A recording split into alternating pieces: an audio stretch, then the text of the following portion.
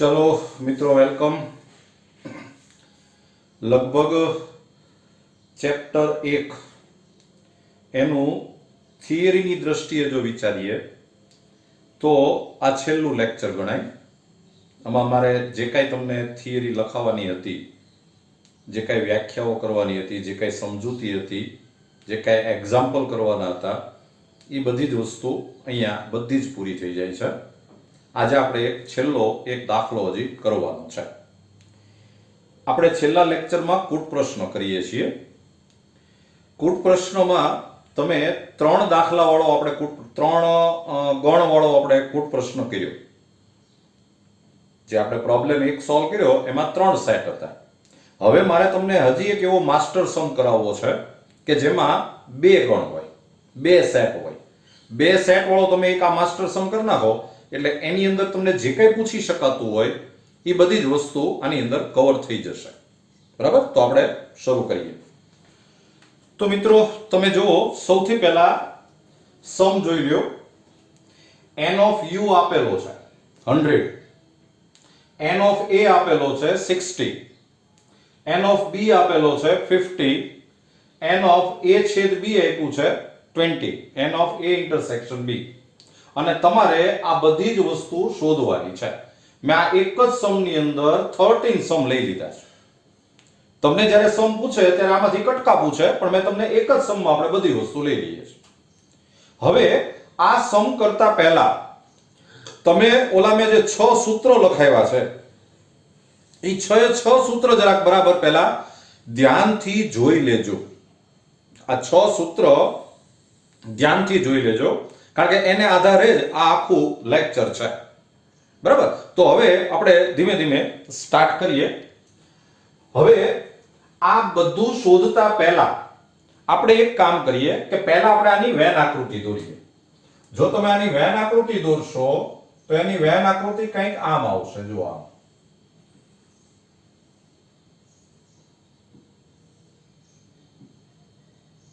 આ એ ગણ છે, આ બી ગણ છે।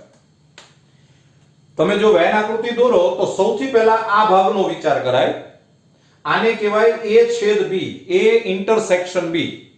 અને a છેદ b માં ટોટલ પહેલા 20 વ્યક્તિઓ આવે, એટલે અહીંયા 20 વ્યક્તિઓ હોય।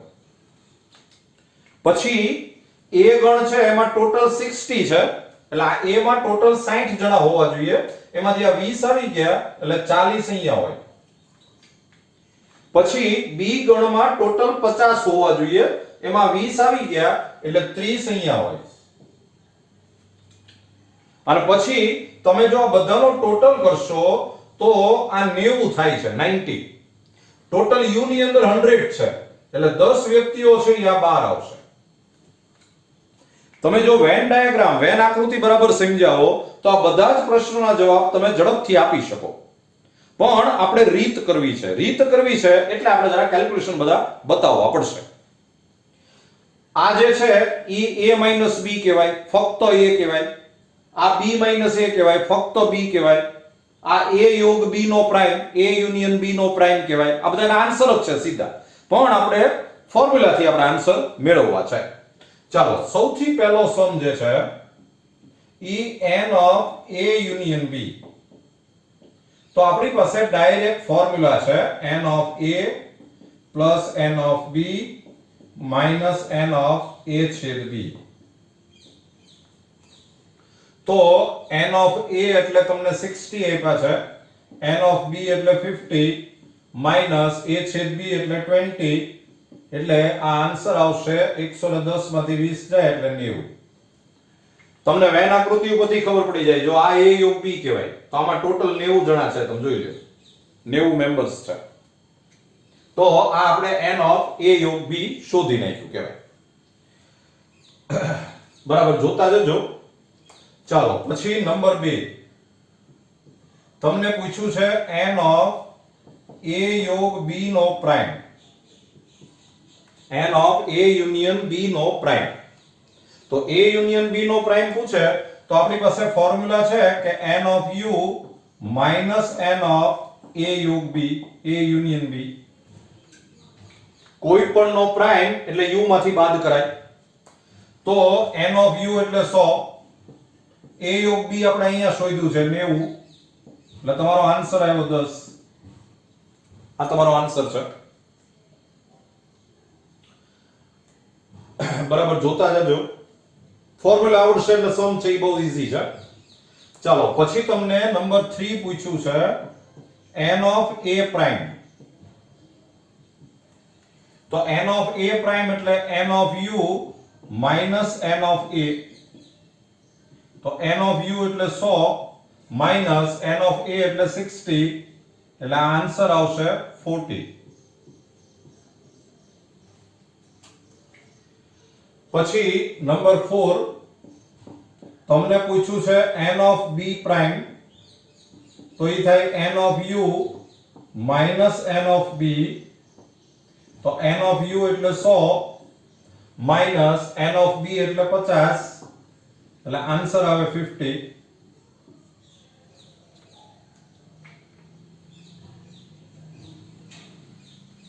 ચાલો number 5 n of a minus b.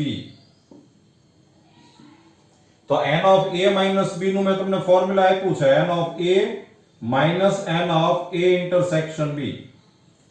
Formula કદાચ ભૂલી ગયા હો તો જાતે બનાવી શકાય. આ a minus b ની વેન આકૃતિ કહેવાય, ખાલી એટલો ભાગ.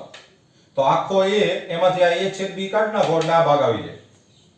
અને n of a એટલે 60 minus n of a intersection b એટલે 20, એટલે આન્સર આવે 40. જોઈએ અહીંયા આન્સર છે જ. સમ બરાબર જોઈ લ્યો.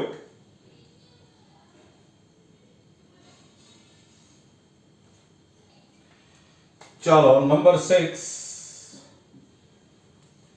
તમને પૂછ્યું છે n of b minus a.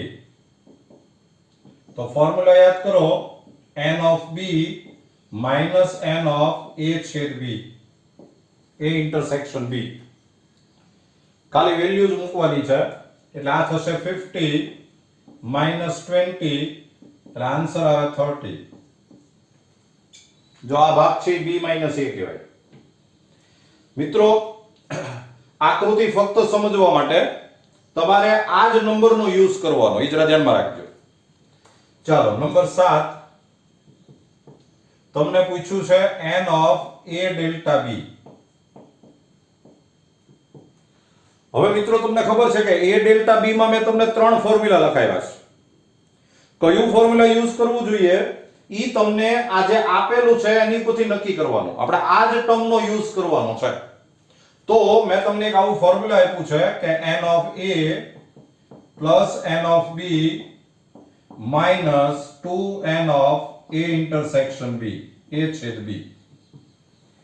a delta b એટલે આપણને જવાબની ખબર છે. આ ને આ ભાગ છે a ડેલ્ટા b કહેવાય, એટલે આન્સર છે 70 થાય. n of a એટલે 60 plus 50 minus 2 into 20. તો આ 110 એમાંથી 40 જાય એટલે 70, 70 તમારો આન્સર આવ્યો. ચાલો નંબર 8 n of a છેદ b prime. n of a છેદ b prime. તો આપણી પાસે ફોર્મ્યુલા છે જ કે n of a minus n of a છેદ b. તમને યાદ હશે કે n of a છેદ b prime બોલો કે n of a minus b બોલો, બે હરખું કહેવાય. એટલે a minus b નું જે ફોર્મ્યુલા છે એ જ ફોર્મ્યુલા આને લાગુ પડે. n of a એટલે 60, a intersection b એટલે 20, એટલે આન્સર આવે 40.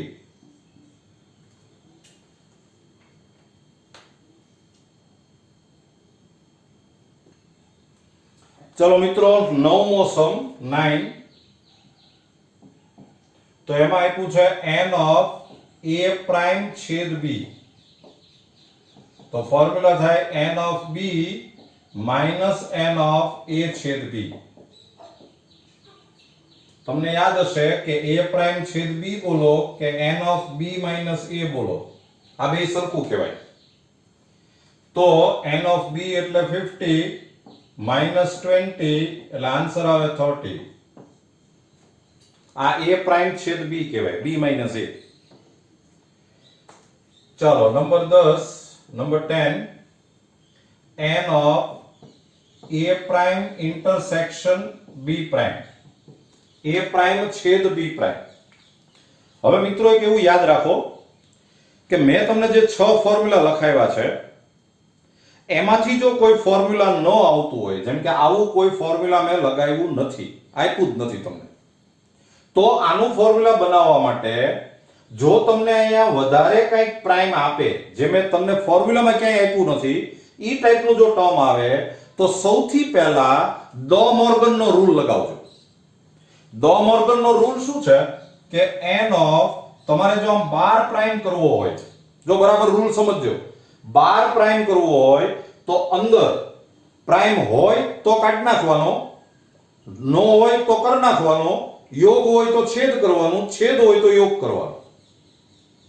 તમારે જો 12 પ્રાઇમ કરવો હોય તો અંદર જો પ્રાઇમ હોય તો કાઢી નાખવાનો, ન હોય તો કરી નાખવાનો, યુનિયન હોય તો ઇન્ટરસેક્શન કરી નાખવાનું, ઇન્ટરસેક્શન હોય તો યુનિયન કરી નાખવાનું. તો અત્યારે તમે જુઓ અહીંયા પ્રાઇમ છે તો આપણે કાઢી નાખવાનો, આ ઇન્ટરસેક્શન છે તો યુનિયન કરો, આ b. તો આ મેં એને ડ મોર્ગનનો નિયમ લગાવ્યો કહેવાય. અને હવે કોઈ પણનો પ્રાઇમ એટલે એને u માંથી બાદ કરાય, એટલે n of u minus n of a યોગ b. a યોગ b આપણે પહેલા શોધેલું છે 90, એટલે આ થઈ ગયું 100 minus 90, એટલે આન્સર આવે 10. તમને જો ખ્યાલ આવે ને તો આ ઓપ્શન અને આ ઓપ્શન આ બે એકના એક જ છે, બીજો અને 10મો, કારણ કે મેં ખાલી ડ મોર્ગનનો નિયમ જ લગાવ્યો છે. એટલે આન્સર છે તમારે 10 આવી જશે. ચાલો number 11, n of a prime union b prime. તો પાછી આપણે વાત થઈ એમ, આવું કોઈ ફોર્મ્યુલા મેં તમને આપ્યું નથી ઓલા 6 માં, તો સૌથી પહેલા આને તમે ડ મોર્ગનનો રૂલ લગાવો. 12 પ્રાઇમ કરવો હોય તો અંદર જે પ્રાઇમ છે એ કાઢી નાખવાનો, અને આ યુનિયન છે ઇન્ટરસેક્શન કરી નાખવાનો. અંદર પ્રાઇમ હોય તો કાઢી નાખવાનો, ન હોય તો કરી નાખવાનો, યોગ હોય તો છેદ કરવાનો, છેદ હોય તો યોગ કરવાનો. અને હવે કોઈ પણનો પ્રાઇમ એટલે એને u માંથી બાદ કરાય. કોઈ પણનો પ્રાઇમ હોય એટલે તમે એને u માંથી માઈનસ કરી નાખો, એનું ફોર્મ્યુલા કહેવાય. તો n of u એટલે 100, a ઇન્ટરસેક્શન b આપ્યું છે 20, એટલે તમારો આન્સર આવશે 80. જોઈ લેજો બરાબર.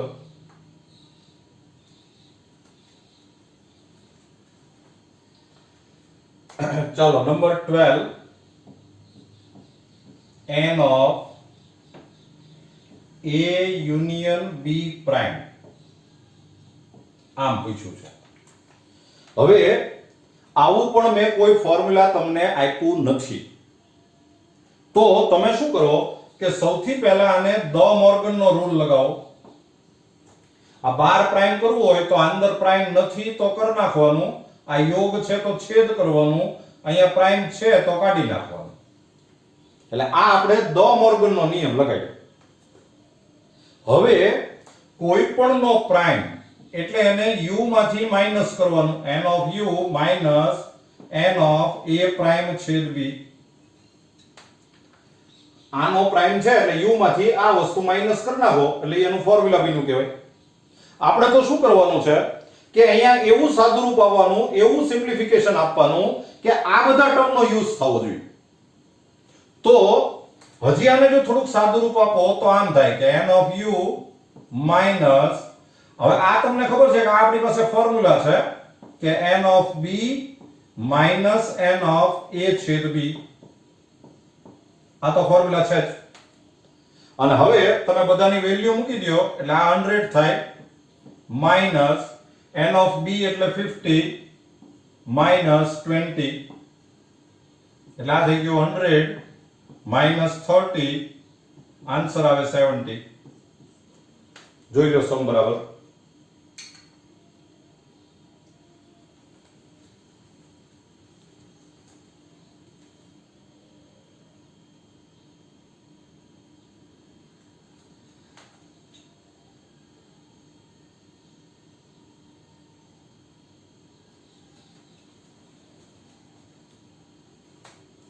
લખો number 13 n of a prime યોગ b.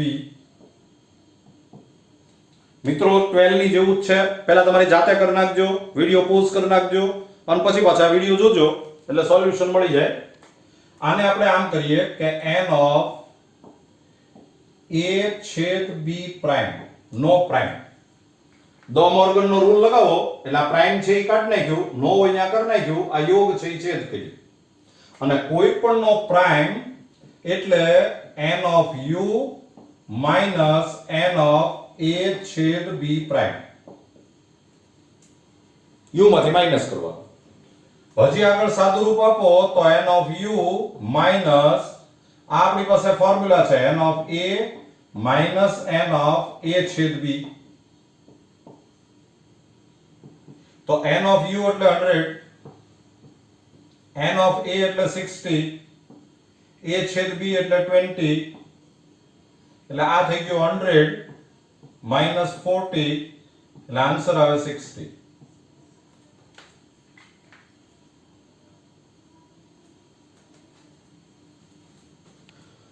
જો મિત્રો આ સમ છે એક બીજી રીતે થાય, હું તમને એક બીજી રીતે કરાવું. તમારી પાસે n of a યોગ b નું સૂત્ર છે તો a યોગ b નું સૂત્ર મૂકો, પણ આપણે a ની જગ્યાએ a પ્રાઇમ લખતા જવાનું. આને આપણે a સમજવાનું, આને આપણે b સમજવાનું. તો તમે ફોર્મ્યુલા મૂકશો તો આમ થશે કે n of a prime plus n of b minus n of a prime છેદ b. આપણે a યોગ b નું ફોર્મ્યુલા મૂક્યું, આનું જે ફોર્મ્યુલા હતું ઈ જ તે, પણ a ની જગ્યાએ a પ્રાઇમ લખ્યું, બસ એટલો ફેર. હજી જો આપણે આને થોડુંક વધારે સાદું રૂપ આપીએ તો આ n of a પ્રાઇમ એટલે n of u minus n of a, પછી plus n of b minus આ પાછું આપણી પાસે ફોર્મ્યુલા છે n of b minus n of a છેદ b. તમે જો આ બ્રેકેટ ખોલી નાખશો તો n of u minus n of a plus n of b minus n of b અને plus n of a છેદ b. તો n of b ને n of b તો કેન્સલ થયા, બાકી જે વધ્યું એની વેલ્યુ મૂકી દો તો આ થાય 100 minus n of a એટલે 60 plus a છેદ b એટલે 20 એટલે આ થઈ જાય 60. લ્યો આ એનો આન્સર.